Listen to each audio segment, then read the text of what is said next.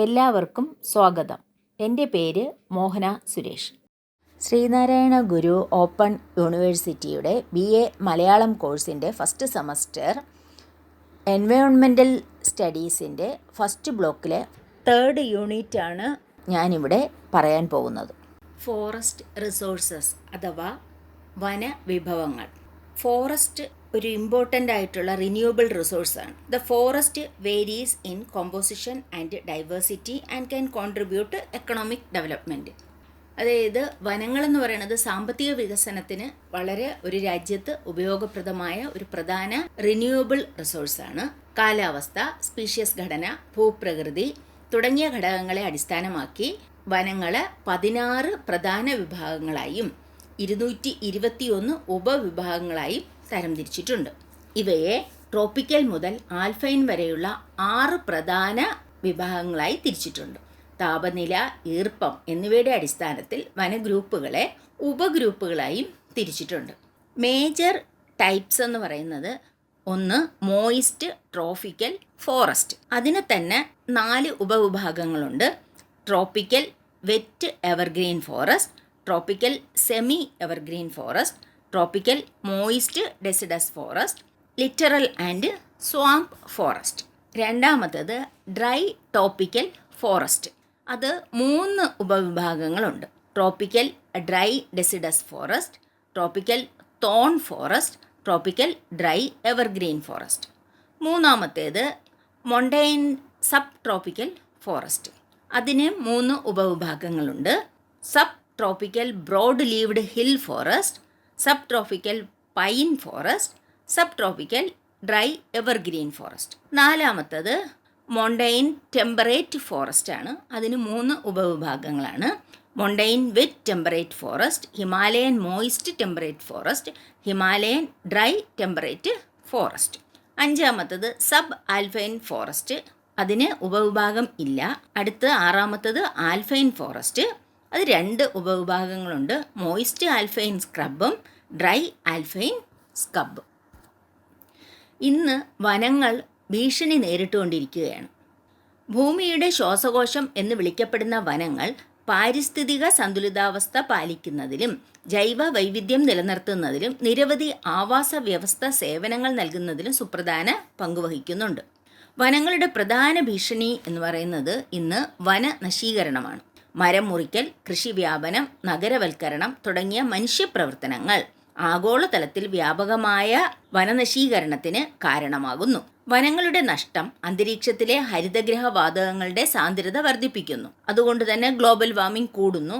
പ്രതികൂല കാലാവസ്ഥ പ്രത്യാഘാതങ്ങൾക്ക് ഇടയാവുകയും ചെയ്യുന്നു. അനധികൃത മരമുറിക്കൽ വിലപിടിപ്പുള്ള വൃക്ഷങ്ങളുടെ നാശത്തിന് മാത്രമല്ല ആവാസ വ്യവസ്ഥയുടെ ശിഥിലീകരണത്തിനും കാരണമാകുന്നു. വനനാശം കാരണം ആവാസ വ്യവസ്ഥയുടെ നഷ്ടവും അടിസ്ഥാന സൗകര്യ വികസനവും മനുഷ്യരുടെ കടന്നുകയറ്റവുമായി ബന്ധപ്പെട്ടിരിക്കുന്നു. റോഡുകളും ഹൈവേകളും ജനവാസ കേന്ദ്രങ്ങളും വനമേഖലയിലേക്ക് വ്യാപിക്കുന്നതോടെ ആവാസ വ്യവസ്ഥകൾ ശിഥിലമായി സസ്യങ്ങളുടെയും മൃഗങ്ങളുടെയും സംഖ്യയെ ഒറ്റപ്പെടുത്തി ജനിതക വൈവിധ്യം കുറയ്ക്കുകയും ആവാസ വ്യവസ്ഥയെ നിലനിർത്തുന്ന സ്വാഭാവിക പ്രക്രിയകളെ തടസ്സപ്പെടുത്തുകയും ചെയ്യുന്നു.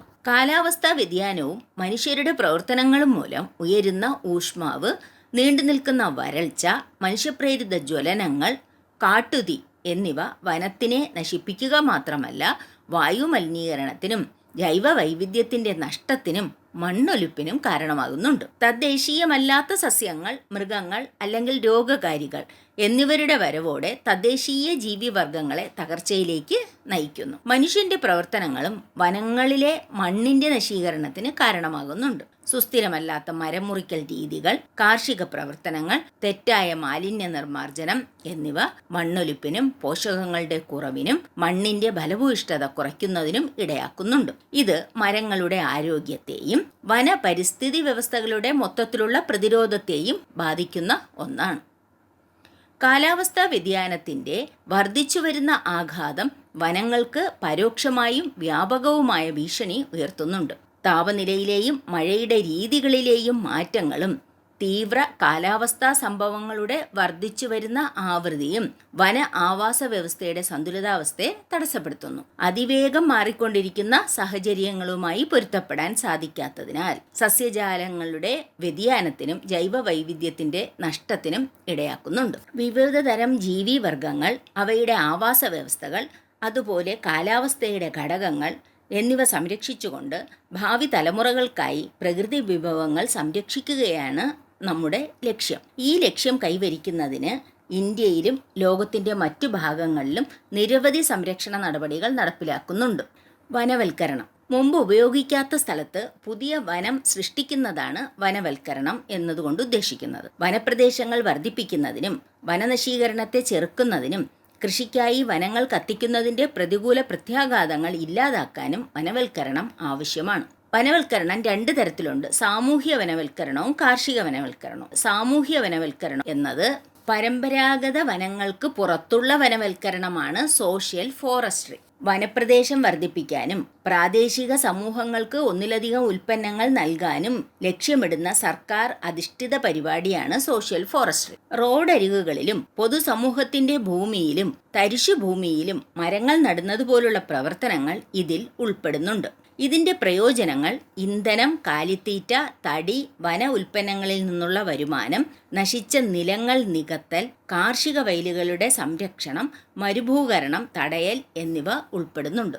അടുത്തത് അഗ്രോ ഫോറസ്ട്രി അഥവാ കാർഷിക വനവൽക്കരണം എന്നതാണ്. അഗ്രോ ഫോറസ്ട്രി ഉൽപാദനം വർദ്ധിപ്പിക്കുന്നതിനും സ്വയം പര്യാപ്തത പ്രോത്സാഹിപ്പിക്കുന്നതിനുമുള്ള ഒരു പ്രാദേശിക സംവിധാനമാണ്.